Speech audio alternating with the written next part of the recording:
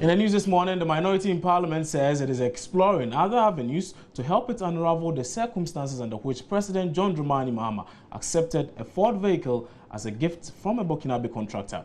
Now, this was after a move to cause a parliamentary probe into the matter was shut down in a recalled house on Thursday. Though a showdown between the two sides had been anticipated, it came down to a 12-minute sit-in during which the Speaker was the only one who had the floor. Edward Dojaho cited constitutional provisions and a Supreme Court decision to support his decision, contending the matter was already being investigated by another constitutional body. He first laid out the request tabled by the minority in the motion. A, whether the President of Ghana, His Excellency John Dramani Mahama, received a Ford Expedition vehicle from a Burkinabe contractor. B, whether the Ford Expedition vehicle received by the President infringes any law of Ghana. C, whether the Ford Expedition vehicle donated to the President infringes his own code of conduct. And D, any other matter relevant to the above subject, and quote. Honourable members, upon receipt of this motion, I sought to satisfy myself to whether this matter is actually under investigation before the Commission on Human Rights and Administrative Justice. The Commission in its response indicated that it has received 3 separate complaints on the gift of Ford Expedition vehicle from that listed, and that it was investigating the matter. 1, Convention People's Party National Youth League. 2, Nana Addo Ofori, a private citizen. And 3, Progressive People's Party. After carefully studying the correspondence from the Shraj, I have come to the conclusion that the matter at issue here is not different in material particular from the matter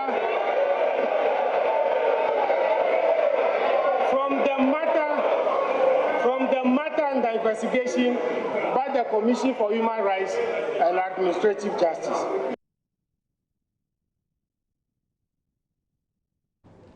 Now, though the Speaker said he could have dismissed the motion without recalling MPs from recess, he was compelled to do so because of the way the motion was couched. Standing Order 79.4 also provides as follows. Every notice shall be submitted to Mr. Speaker, who shall direct that it be printed in its original terms or with such amendments as he shall direct, or that it be returned to the member submitting it as being inadmissible. I am therefore unable to admit this motion.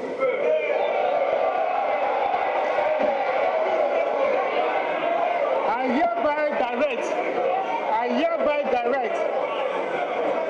hereby direct the clerk to return the motion to the member in whose name it stands, in line with Standing Order 79.4. Honourable members, since this is the matter that has brought us here, I adjourn the House Senate here. Thank you.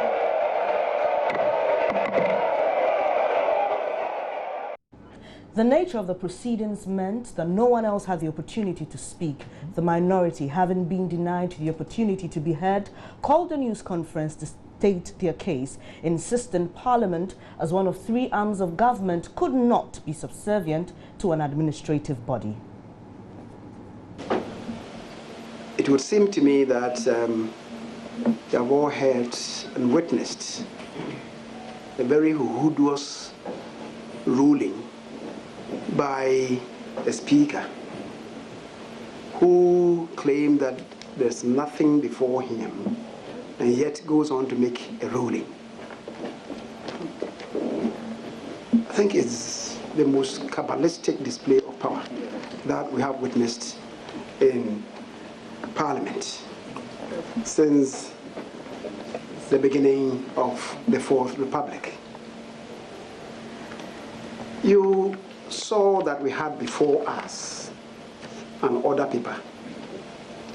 Now, our rules provide that the order paper shall be occasioned by a meeting of the business committee.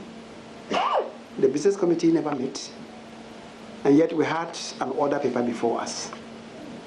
So who caused this order paper in this form and format to be printed? Second, the Speaker tells us of discretionary powers that are giving him to admit or not to admit questions, motions, and any such proposals that are submitted to him.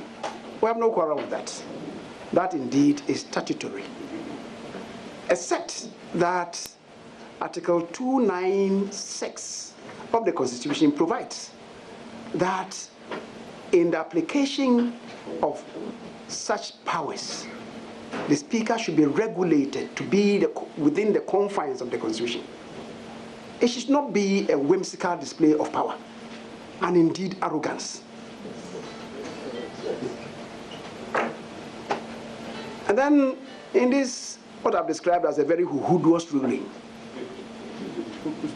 the Speaker tells us and tells Parliament, the country, and indeed the entire world that Parliament, in exercising our oversight responsibilities, should stall our activities and subordinate ourselves to the Commission for Human Rights and Administrative Justice, an administrative body, an arm of government should subordinate ourselves to SHRAC because it involves an issue of corruption.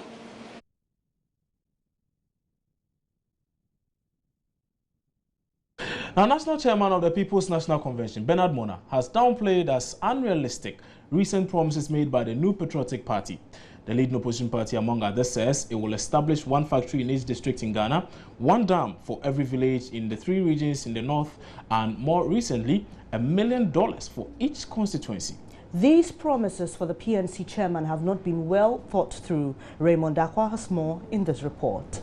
Criticisms of the NPP's promises for this year's election have mainly come from the governing National Democratic Congress. For some elements in the NDC, the one factory, one district, one dam, one village, and $1 million for each constituency are highfalutin and meant to only win votes. The NPP, however, maintains the naysayers will once again be proved wrong.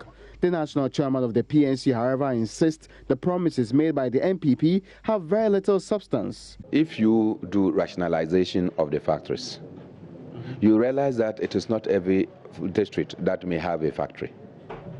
Some districts may have factories and some may not have. And that one factory, for instance, in a particular district, will be able to tap into resources from some other district, depending on the type of factory. If you go and establish a shea factory in the Nadoli-Kaleo district, you should be able to take shea from Japa, which is a district. You should be able to get shea from Dafiamabuse Issa. You should be able to take shea from Laura. So that policy is not realistic? So I'm saying that, why would you go establishing the same factory, except that you just want to create the kind of districts that we have created? You know the districts that we have created? The PNC has meanwhile had its fair share of the so-called grand promises, including the provision of lunch with chicken and cocoa drink daily to every school child, and apparently has more. It appears the electorate would have to brave for more promises from the political parties seeking their votes. There cannot be any reason why Boko should not have an airport. There cannot be any reason why you should not have an airport in Aflao. There cannot be any reason why we should not have an airport at Elubu. There cannot be any reason why we should not have an airport in Sampa. Are these things that the nation's coffers can take care of within 4 years? Can it be done? You see, all of you are falling into this deceived perception that Ghana is not resource. Ghana has all the money it requires.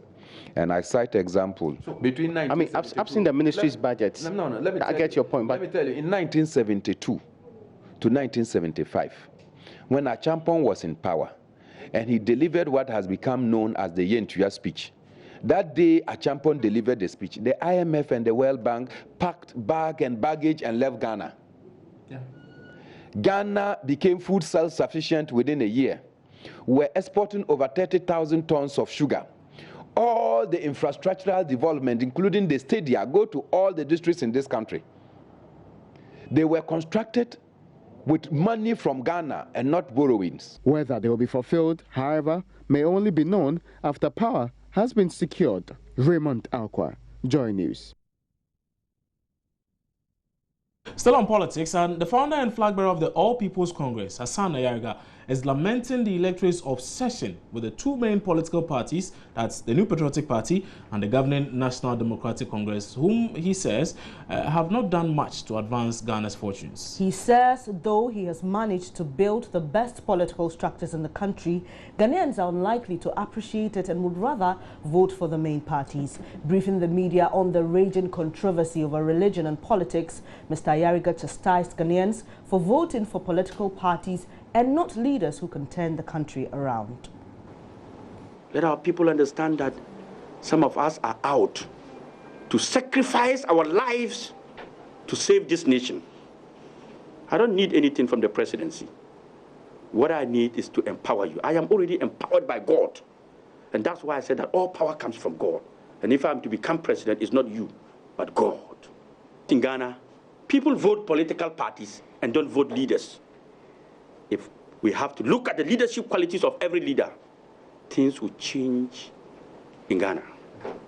But because our party system is such that we vote political parties, so whoever is a leader of the MPP, they will vote. Whatever he says is good. Even when he sleeps and wake up and say, tomorrow is Sunday, they will all agree tomorrow is Sunday. The same thing with the NDC. Whoever is there, they will vote. Even if the policies are not helping our country, NDC share yeah, then they will say yeah. But Ghana share yeah, woo, because we are suffering. And we have to begin to learn to vote the right people and not the wrong party. But the presidency is not a do or die thing, please. No. It's only every 4 years. If you don't win 4 years, you go again. Why are you worried? If Ghanaians reject you, they should give it to the one they think they can do it. If the person cannot do it, they will see.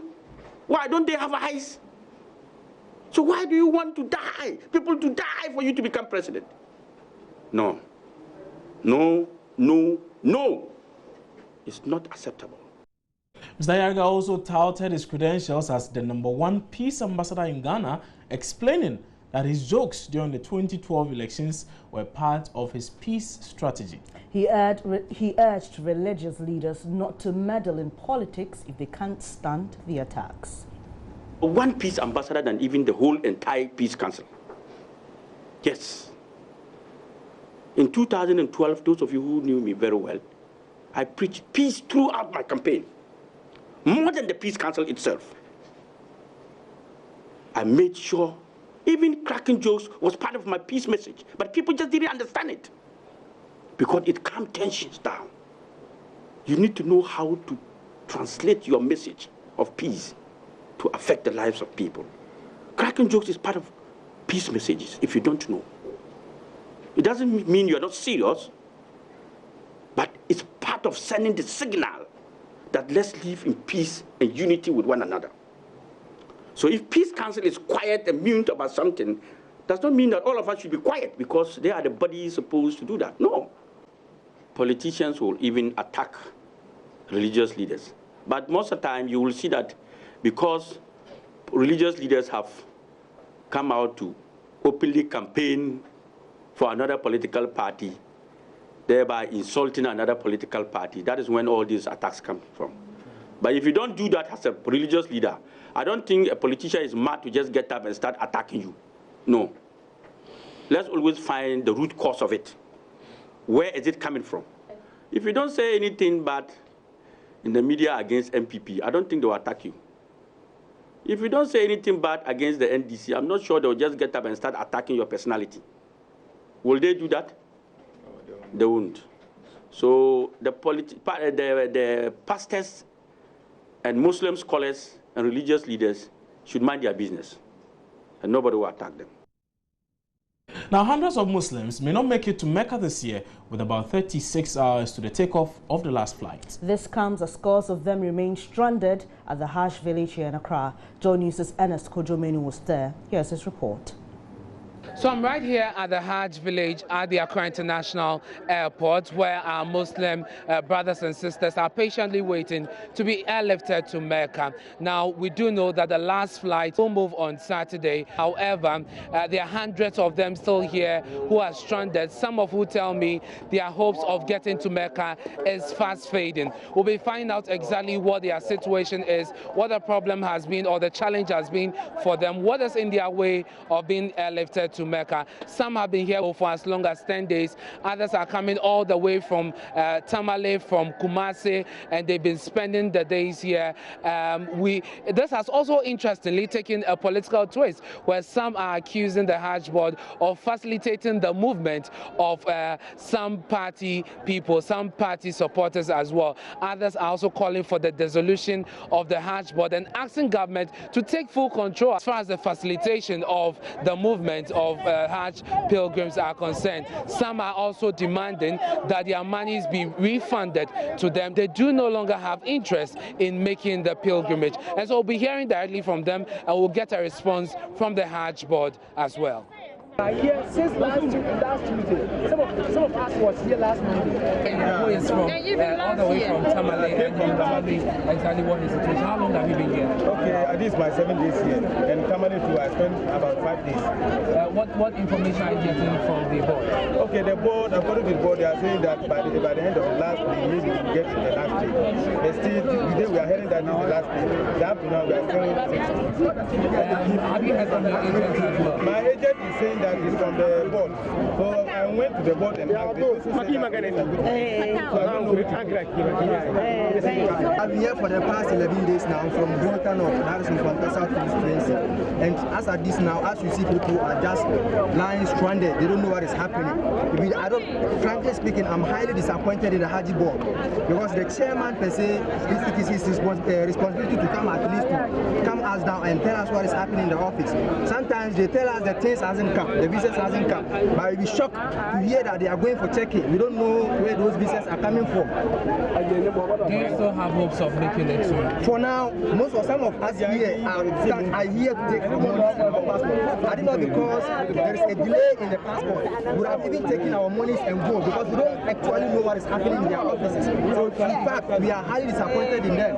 Information is coming from the authorities or whatsoever. We are calling on the authorities that they should, as quickly as possible, get another flight so that all the stranded people over here, can go and then perform their religious obligation. We are here to get some responses to the issues raised. With me now is the Deputy Communications Director for the Hajj Board, Mohammed Amin Lamte, and he'll be giving us some responses.